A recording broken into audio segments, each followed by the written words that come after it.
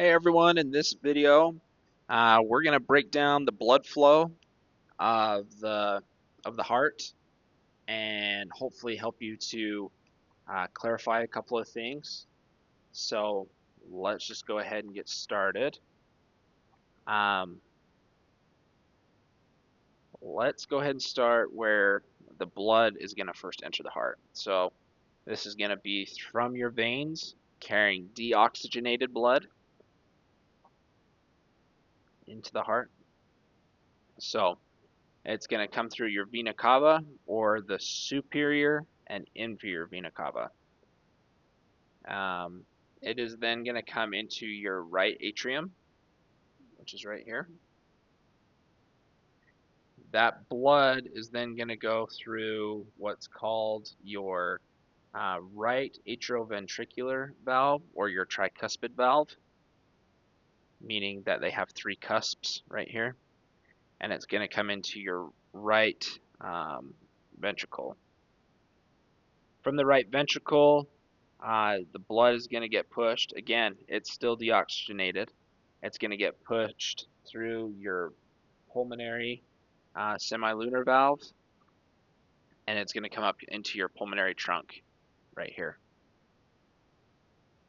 Then it's going to go to what's called your pulmonary arteries. And the reason that they call it an artery is because the blood is being pushed away from the heart. So you got to have that mindset of arteries are not always going to carry oxygenated blood. They are always going to carry blood away from the heart. Because as soon as that blood enters the lung, it's going to get oxygenated and then it's going to return through pulmonary veins.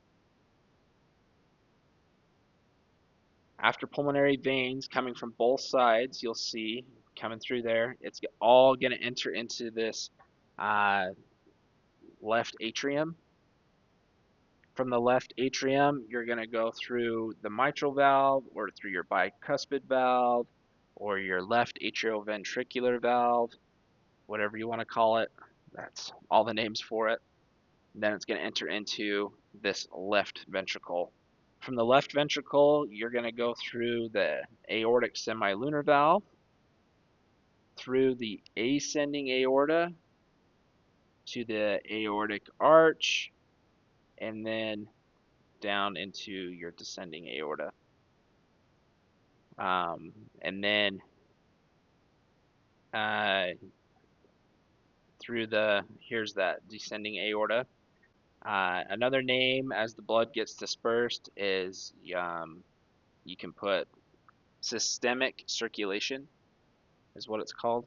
After that, the cycle is just going to repeat and again go through all the same things. So that's going to be it for this video. Hopefully it helps. I had to draw the lungs in. Remember that your right lobe is going to have the three different, um, your right lung is going to have three different lobes, whereas for your left, just two. And we'll see you in the next one. All right, I just want to give credit where credit is due.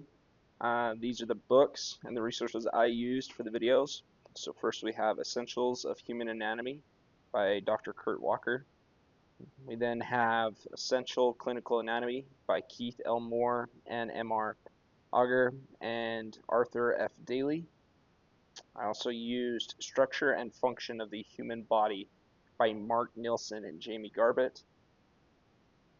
The last book I have is The Concise Book of Trigger Points by Simon Neil Asher. And then I used the app called Complete Anatomy. As you've seen from the videos, it's amazing. If you can afford it, I suggest it. It's such a useful tool when learning this stuff. So that's it. Have a good day.